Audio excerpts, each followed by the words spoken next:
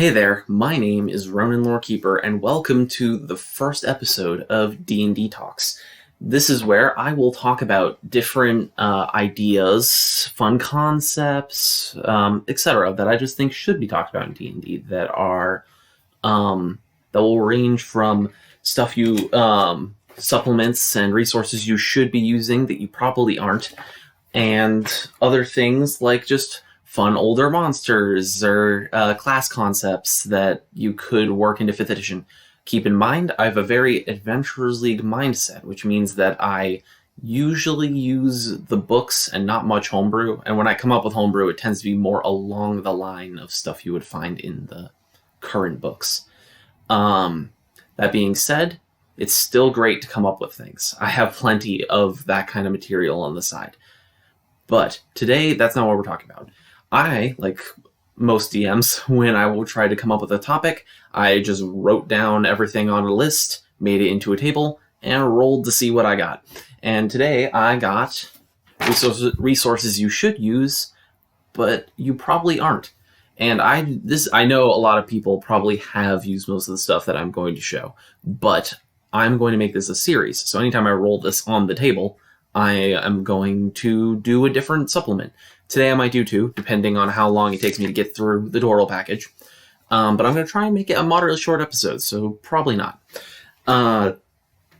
Yes, so that being said, this is just to keep people informed and keep them aware of interesting adventures, monsters, magic items,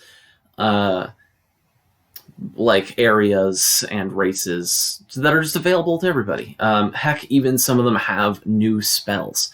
I will also talk about a couple just books in general. Like, there are a couple not well-known books that people don't pick up other than the core rule books and Xanathars.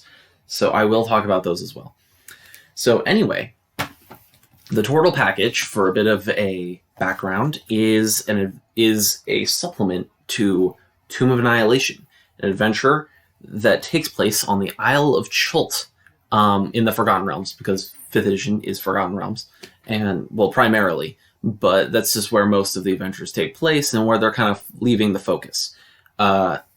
As you can see on the front, it takes place, the main villain in this setting is a Serac, probably the best lich you'll ever find in D&D. Vecna, step aside. I always prefer him because of the multiple adventures he's been in. And so the Isle of Chult is a very tropical locale with very hostile, like, flora and fauna, treasures to be found, lost locales, and colorful characters, as you would expect. But, so the Tortle package is a supplement that was released shortly after, that talks about the race as known as Tortles, which you encounter during the adventure.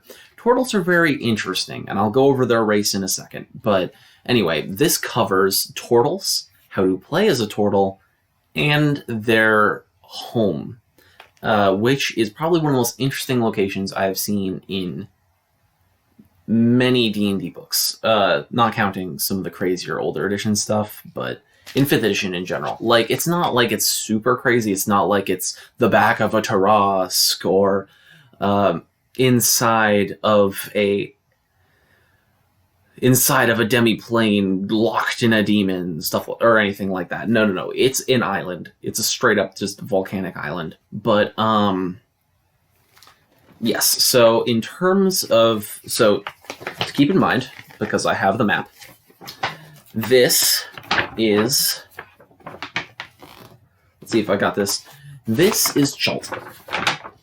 The entire Isle of Chult, which you explore throughout your entire trip through the dungeon, or trip to find the Tomb of Annihilation. Down here, at the very bottom, is the Snout of Ogmar, which is where this takes place. In the book, it doesn't explain much about it. It might give it a mention, but other than that, it's not really talked about that much. But the Snout of Ogmar is where the Tortles live. And that is where it starts talking about in the book. So here, is the supplement itself, the Turtle package. You won't actually find it like this. This I've personally set up using some like a binder, like not a binder clip, but like something similar. Some plastic thingy, and just got it set up to be a nice little booklet. This is a PDF, which means you can buy it on D&D Beyond and a few other sites, or you can just download it off the Trove, like some people, like a fair amount of people do. I downloaded this at some point off of just a random PDF site and printed it off, and now I have this. This is the full thing. It's actually fairly thick for a PDF. Well, at least for something like this. So, let's begin. The Turtle package.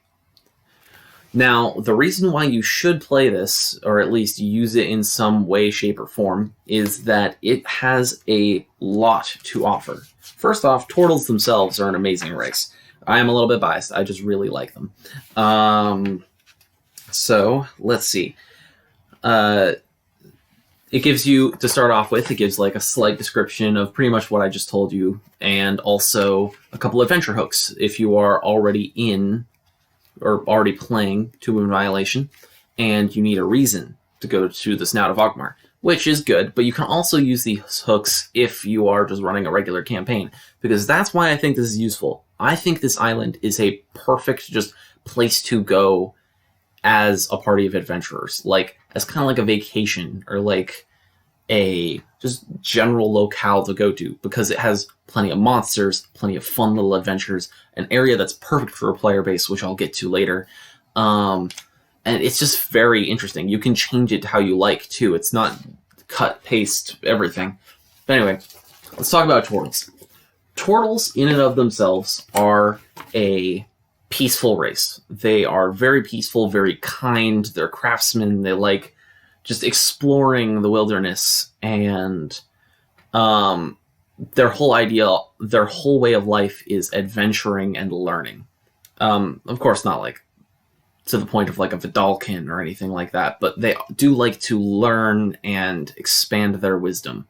They are considered one of the wisest races, and you even get a bonus to wisdom as the race, if you pick them as a race. Turtles, for instance, let me give you a little haiku that their race even has right at the start here. I caught a big fish. Now I search for a good friend to share my lunch with. As that can probably tell you, most turtles are generally good. There are very few evil turtles. And honestly, I really like that about them. It just really fits them. Like, especially when you read it, they even have like kind of sad stories. Like, they only live to be about like 50 or 60. And around that time, when they know they're getting close to dying, they mate. They find somebody in like one of these little turtle villages, which are really rare. And they breed, they lay their eggs, the eggs hatch, they explain to them like who they are and all that stuff. And then they die and leave all of their adventuring equipment to the young turtle to begin their adventure. And they don't really need to worry about traveling. They have their homes on their backs with their turtle shells and all that stuff. They're a pretty fun race. Without going into too many of the details, so you can read it yourself and enjoy it. They have, especially their beliefs are kind of interesting. They have pretty simple names that are always fun. Well, it's kind of hilarious that the first one on the list is Baka. But, yeah, no, I liked quite a few of them. They're very fun. I even have a turtle that uses one of these names, which is named Ubo. So yes, let's go into the race. This you can find here, but I'll also just explain it for people who may have heard of the race, but never really knew much about it. It's pretty interesting, and it's a really fun race. So basically, it improves your strength by 2, wisdom by 1, because turtles are pretty hardy as well.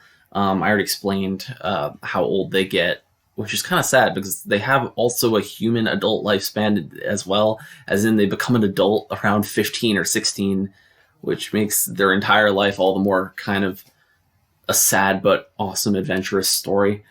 Always alignment tends to be towards good. A few can be selfish and greedy, but it's unusual for a turtle to shuck off order in favor of chaos. Turtles tend to be about 5 to 6 feet tall, 450 pounds, and their shell accounts for approximately 1/3 of their weight.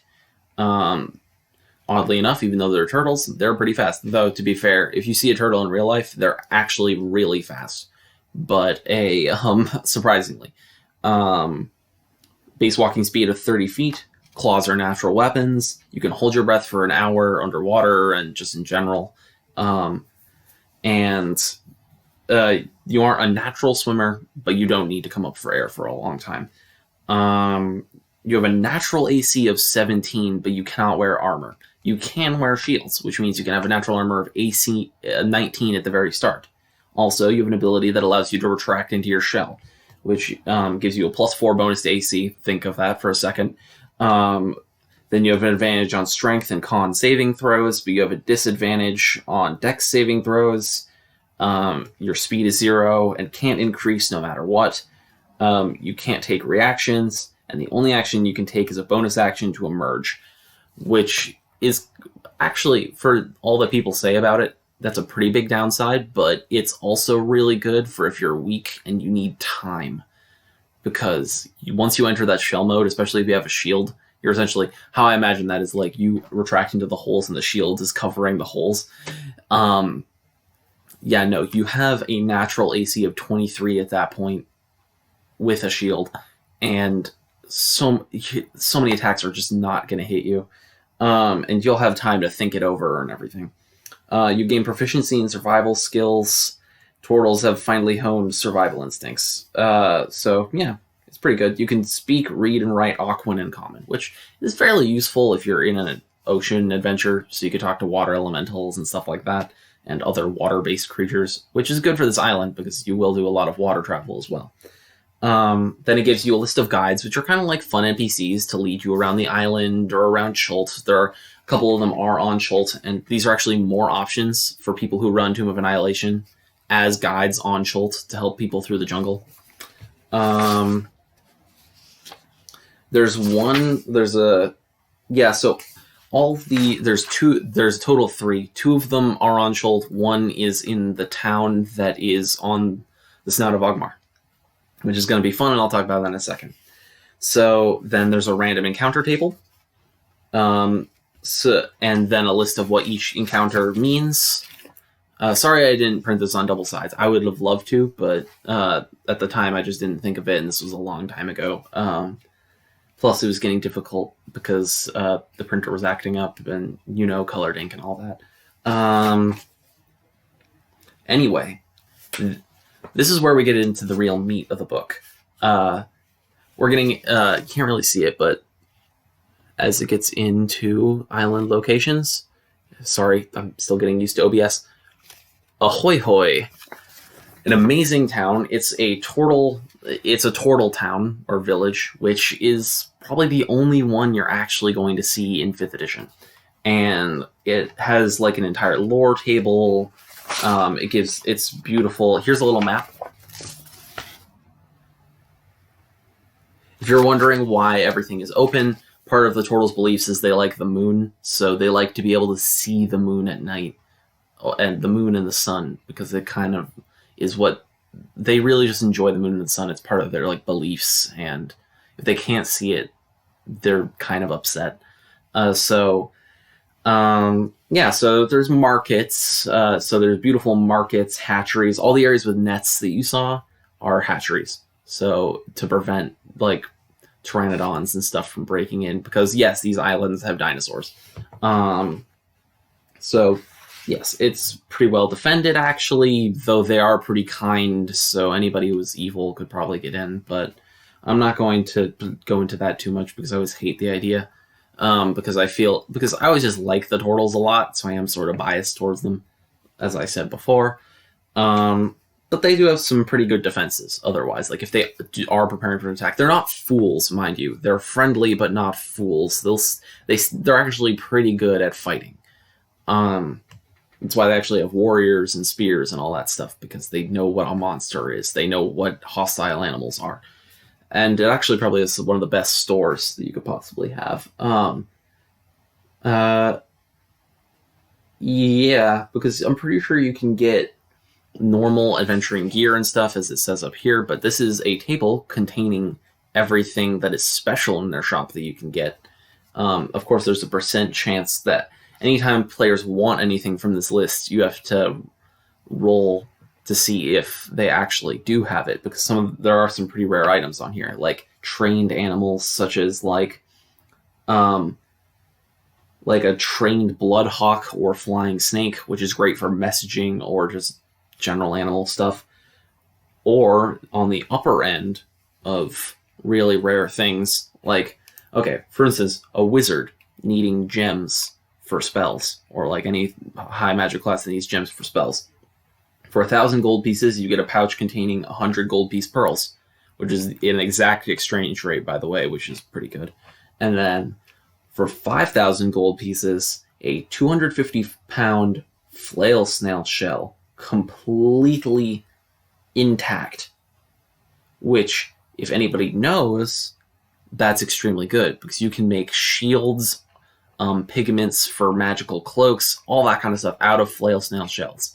If you don't know what they are, they're a type of elemental that has like a refractive shell that like glows with all these different colors, so it can create some pretty interesting stuff. And it has like spell resistance, so you can make a special spell shield out of it. And don't worry, there are also just cheaper, for 500 gold, a 25-pound sack of flail snail shell fragments. Wow, that seems like one of those things that you'd have to say a bunch of times fast. Which can be ground up for that pigment I was talking about earlier, so if you want a cheaper option. You can't make the shield, though. You need an intact one for the shield. And then, here's the next part of the book. Without going too much into the town, I want to leave some stuff for you guys, but I do want to give at least a basic good explanation.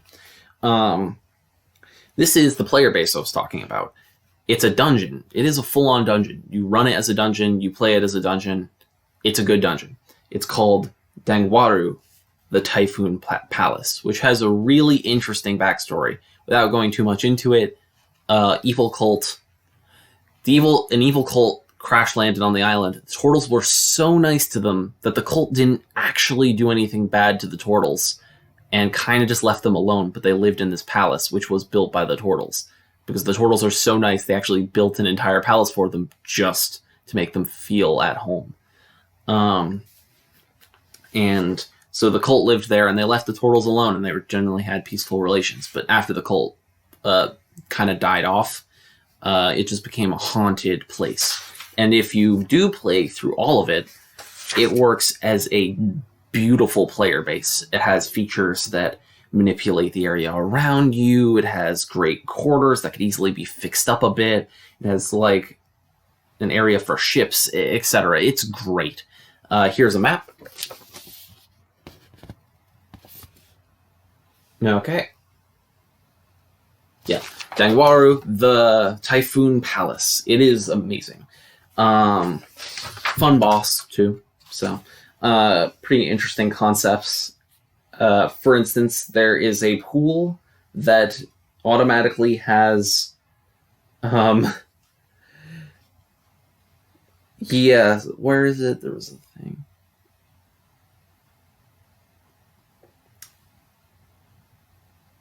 Oh yeah, there's a cistern that's like a bath and everything, that has a bunch of tiny crabs that are like magical, that reappear if you kill them, that automatically like repair it and clean it and stuff like that. So it's like the maintenance system, and it's great. There's just tons of little magic things like that all around. Going a bit more into the island because I don't want to spoil everything about the palace. There's a bunch of great features, but so the island itself is covered in tons of different little things to explore. If I can find the map, it's a bit off because the Snout of Ogmar's map is kind of printed out a bit weirdly. I can see if I can find a better one, or do I have one at the start as well? I can't remember, because I purposefully tried to get something like that in there. I don't think so, but I can at least show off the things that are interesting. So this does have a couple unique creatures, honestly, for this island, which is very interesting, including the Decapus, which is essentially an octopus that has 2 extra legs, and a giant terrifying mouth with needle teeth that likes to swing from tree to tree or lurk in rivers.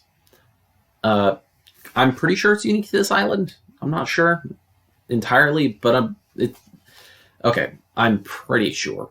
But yes, this is the Decibels. I'll give a closer look just so you guys can get what I'm talking about. And it's a pretty interesting creature. There's plenty of dinosaurs. There's a couple unique boss ones. So there's plenty of fun locations. There's across the island, again, more reading into them when you want to. There's shipwrecks all along the north that you can search for treasure, unique dinosaur boss, another small island with like some fun things about it. A cave system in the mountains that contains these unique earth elementals. If you see the little thing with the boulder on its back, that's a Geonid. They're a type of earth elemental that carries around boulders and sneaks around and stuff like that. They're pretty fun. Then there's Topi, which are these unique undead, which I'm pretty sure if you tried hard enough, you could probably make one, because they're not too hard by the sounds of things.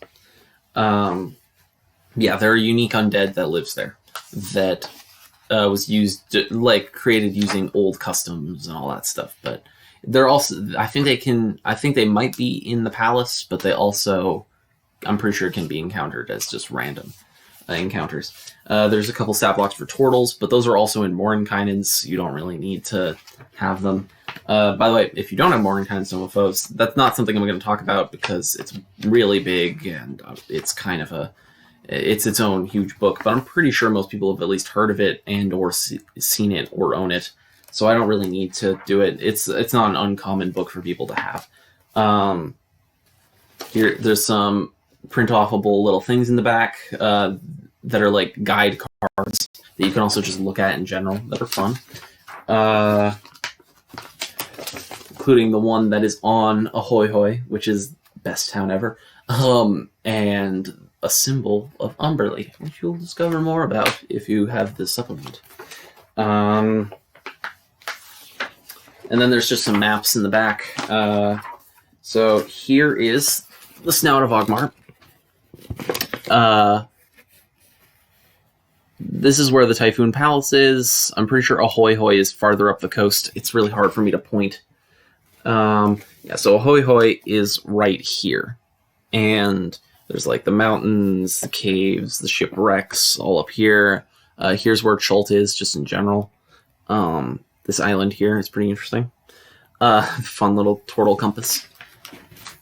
Another map of Ahoy Hoy. This one's probably better done than the other one. So anyway, I don't want to continue this for too long. I've been kind of rambling, but oh well. This first episode, first video.